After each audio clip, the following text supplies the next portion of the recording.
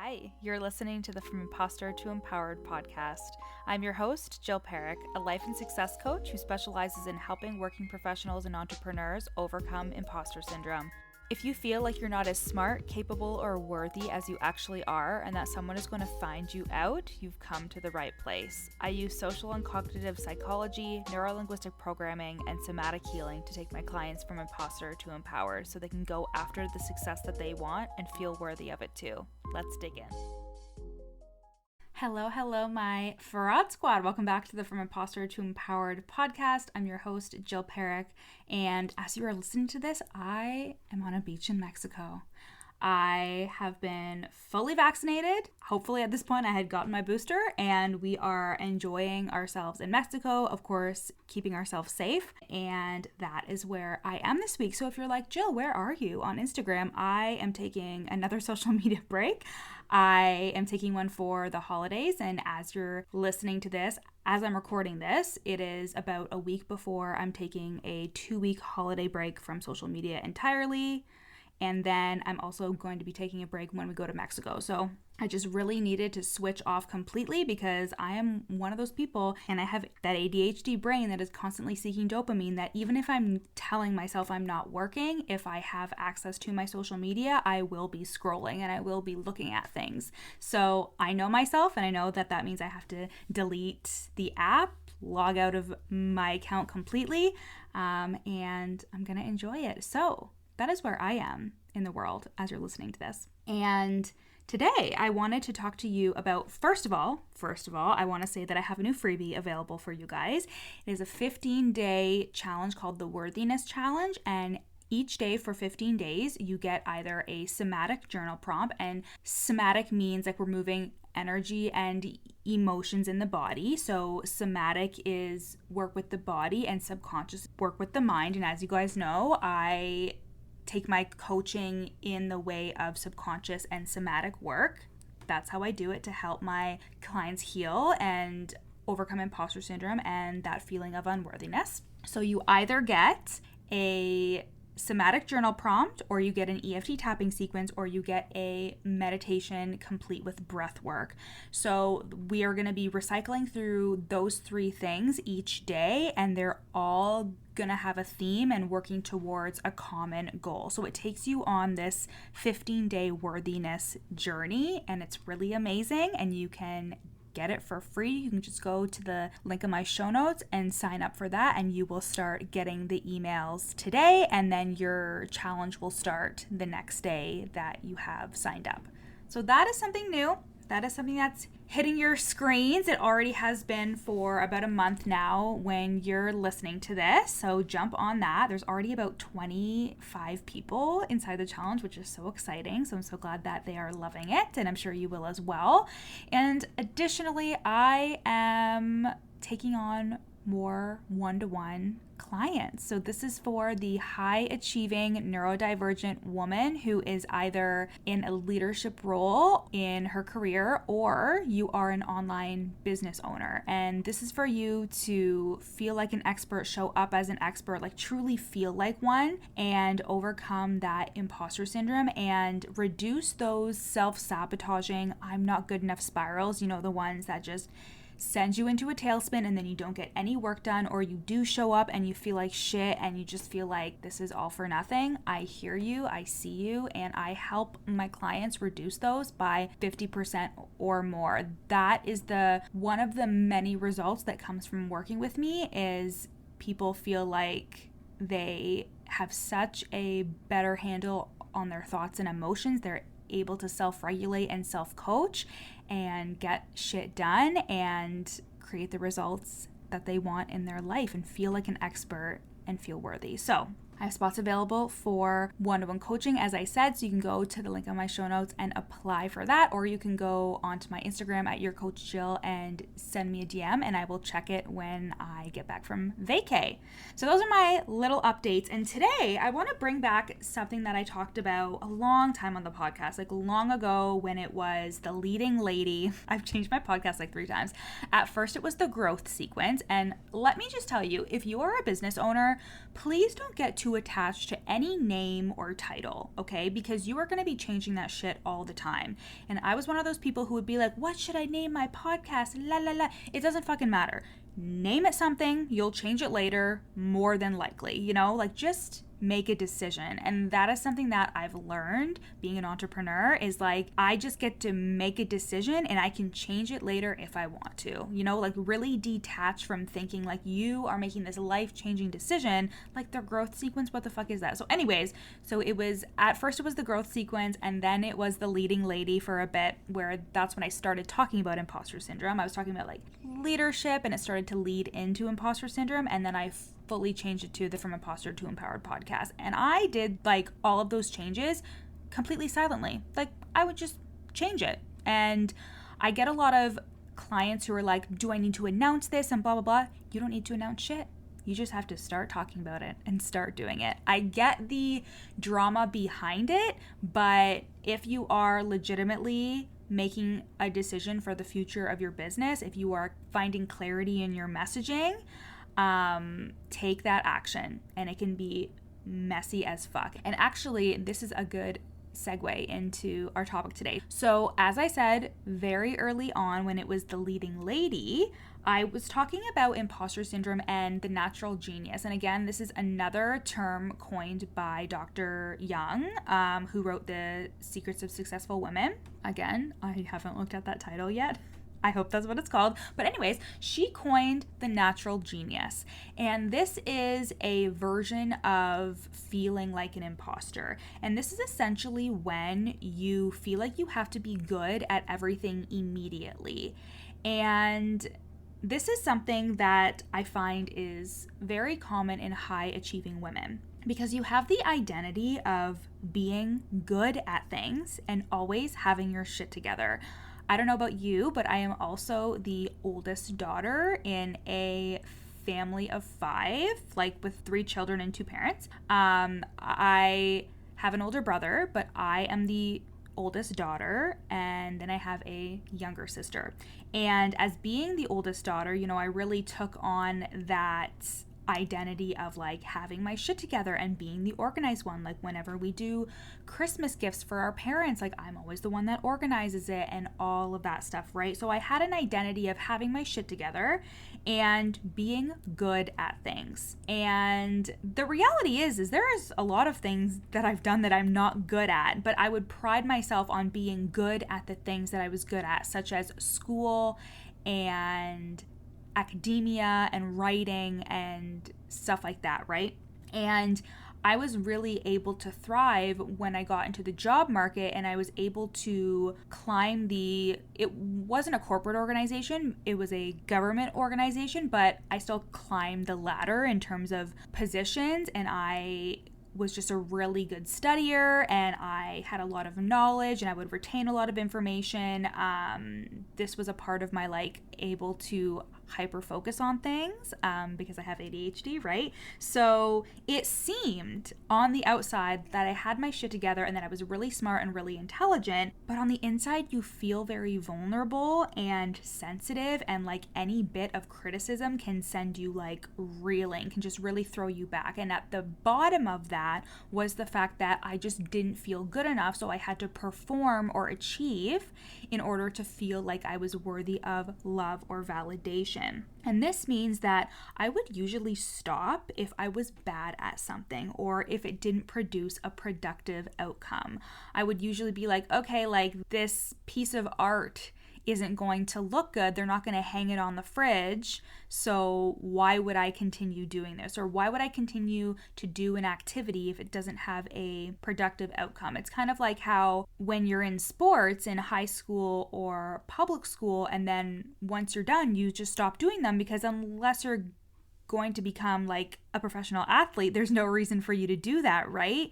But kids have the right idea with extracurriculars, is it's not about being the best or achieving. It's about having fun, exerting energy, doing something with moving your body and not necessarily always having to use your brain, nurturing your creativity, and again, like having fun. But when you have an achievement complex and you have an identity of somebody who is always good at things, like you don't want to risk the fact that somebody would think that you're not good at something or would see that you're not capable or qualified or whatever story you tell yourself, right?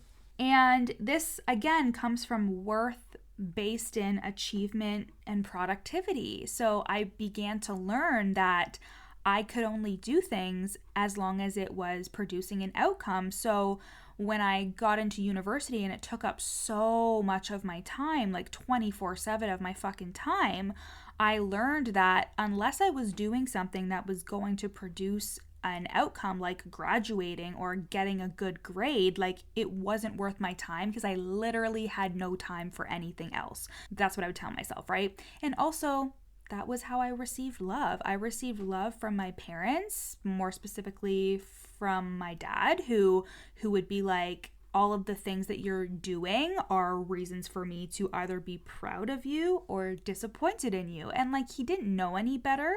That was how he was raised as well. But it taught me that my worth was in the things that I did and the things that I achieved, right? So when we start to just think that this is normal, then I started going to working. And I really didn't nurture any hobbies at all. I was like, when somebody would be like, what do you enjoy doing for fun? I'd be like, I like reading. And that's so basic. Like, I'm like, I enjoy reading, which I do. And it is a hobby of mine, but it's because I actually read smut now. If you don't know what smut is, you can Google it. I'm not going to tell you.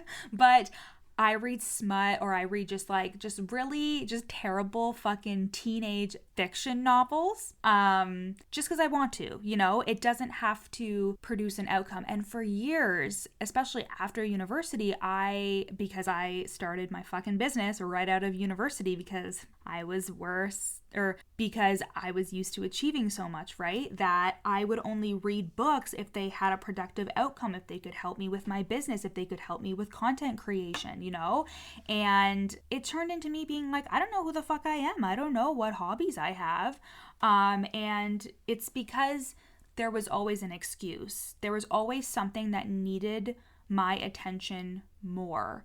And I think at the root of that, it was like, well, of course I'm going to work hard to graduate. Of course I'm going to work hard to make money. Of course I'm going to work hard to grow my business because I saw the long-term benefit of that and how the results were going to help me long-term. But I think we forget that there are moments, there's life in between our achievements, and if we're not happy, the achievements won't matter. And happiness is in the little things, it's in the moments, it's how we treat ourselves, right? So I want you to listen to this and kind of do an inventory and be like, wait, do I know who I am? Am I a high achieving woman?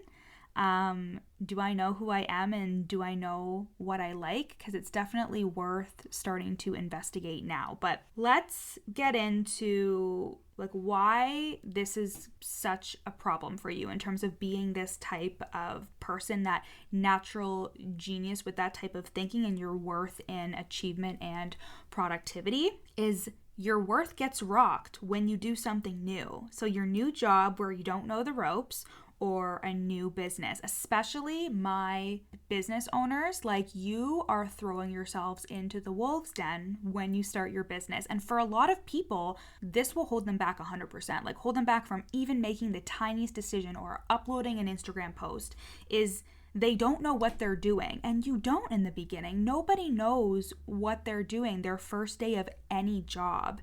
And the problem is when your worth is based in achievement, and when you're used to receiving love and validation and praise for the things that you're doing right and the things that you've achieved, it can feel like a big old fat disappointment, and you can feel like shit because when you're starting something new, you're not going to get that perfect feedback, you know? Like, you're probably going to get, you're doing a good job, you're doing your best, and you're kind of like, oh, I don't believe you, because it feels like shit, right? So whenever something new comes up, it can be really scary to step into that, and it can feel like everything is wrong and you're doing everything wrong because you're so used to feeling comfortable in doing things right and being the one that knows everything and, Yeah, so what this also does is it causes shame. So then it goes into shame because you internalize that you're failing, in quotations, because you're not actually failing. And then you isolate to not be found out. You don't say anything. You don't reach out. You spend time in your head. You probably say a lot of things to yourself, but never journal it out or verbalize it to anybody.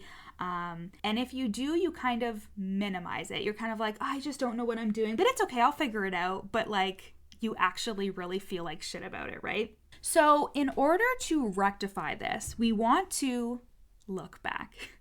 We want to look back because if you are somebody who is high achieving, you have achieved your way up until this point. It has worked for you to be hard on yourself. It has worked for you to fake it till you make it. You have all this evidence of you beating yourself up to make sure that you achieve. It's worked for you so far, right?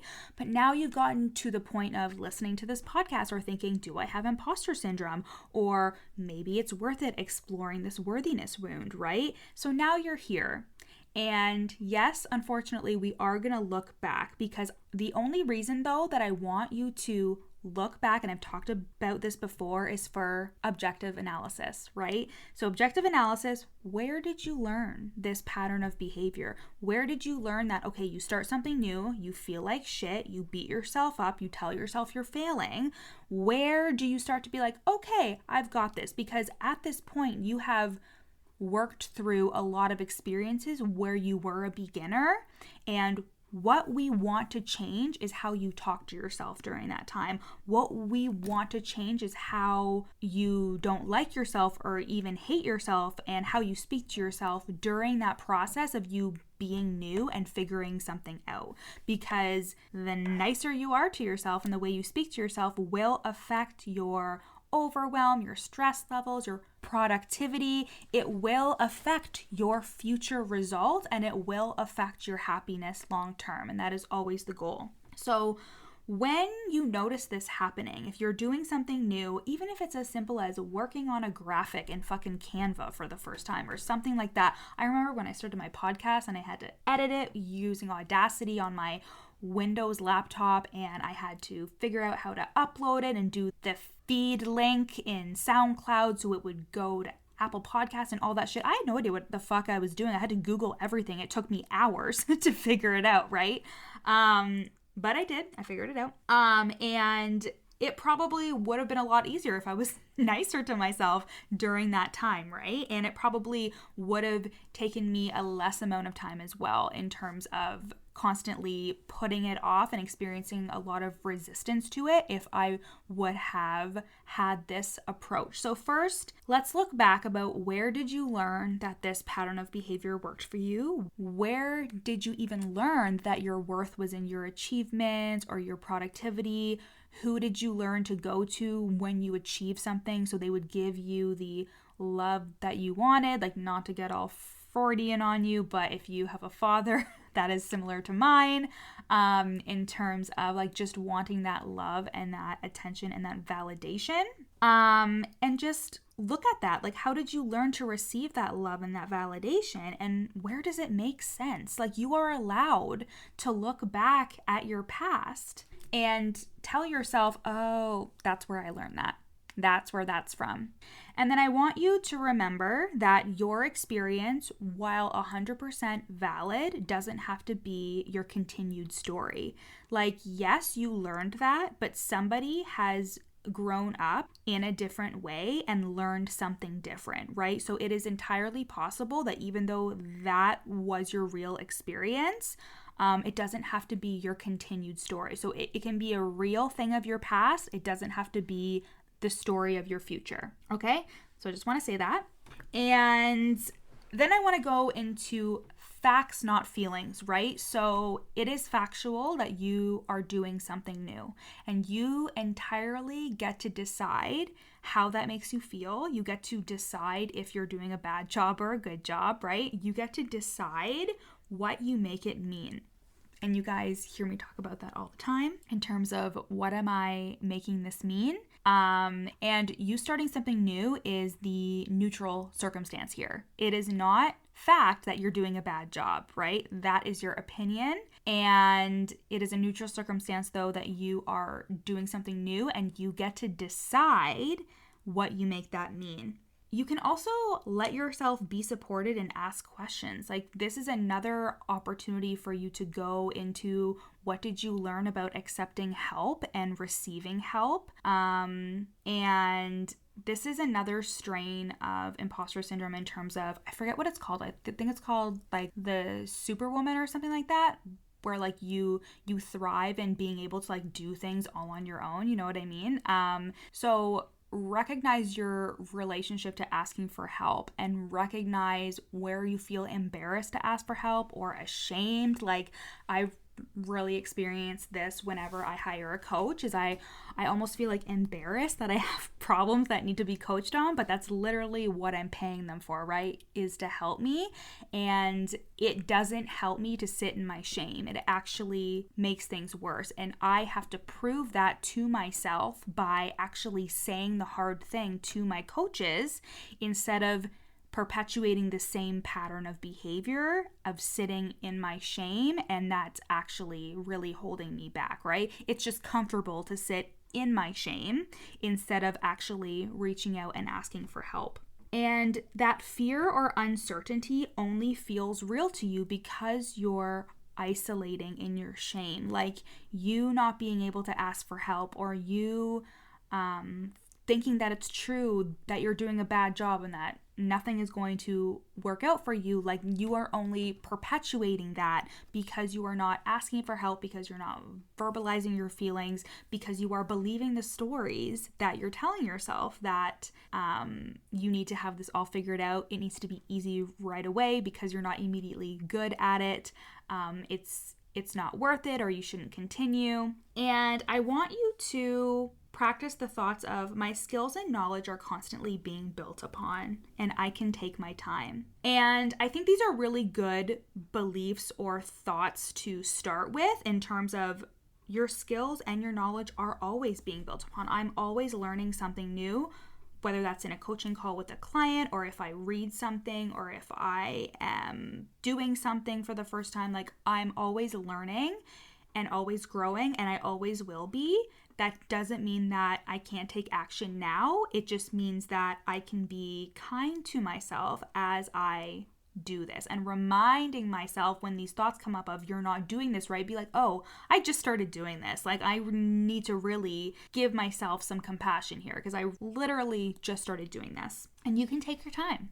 You can take your time. There is no rush. And the more you believe that, the more you allow yourself to experiment and try new things. And again, take your fucking time. Okay, so that is my take on the natural genius, and I want you to remember that you are doing an amazing job. And again, you are throwing yourself into the wolves when you are doing something new, especially if you have started a business, especially if you have gone into a new role, and that it's understandable why you would think that way if your worth has always been in your achievement and your productivity. But I also want you to take this opportunity to decide that your future can look different. And on the premise of the whole point of you having a business and for you living your life is to fulfill your purpose. And you can't do that if you hate yourself. You can't do that if you are mean to yourself, you know? Like, you can do it, but you're gonna have a bad time doing it. And you want to be happy. You want to feel good. You want to be happy. You want to have happy moments, and it is the bare fucking minimum to be nice to yourself. And the other part of this as well, as a reminder, is that hobbies and your identity and doing things that don't always have a productive outcome. If you are an online business owner, how you can do this is do something without documenting it. Just do it for something for you that's fun, that's something that you don't put on Instagram, you know, like it's just for you, and it just do not attach a productive outcome or result to it whatsoever. Explore that part of yourself, explore the part of you that is doing things that is just for themselves. And if this is hard, think about what you did as a kid that you enjoyed, and you can start there. Okay? So that's the episode for today. And as a reminder, I am taking on one-to-one coaching clients now, so you can go to the link in my show notes and apply for that, or send me a DM on Instagram at your coach Jill, and we will chat. Love you guys. I'll see you next week. Bye. Thanks for listening to the From Imposter to Empowered podcast. Head to the show notes to find out how you can take this work deeper with me in one-to-one coaching or in my lifetime group coaching program, The Worthy Woman Method. In the show notes, you'll also find a free 3-day challenge to start the process of overcoming your inner imposter. And once you're done with that, screenshot this episode and share it on Instagram, tagging me at Your Coach Jill so we can connect. See you next time.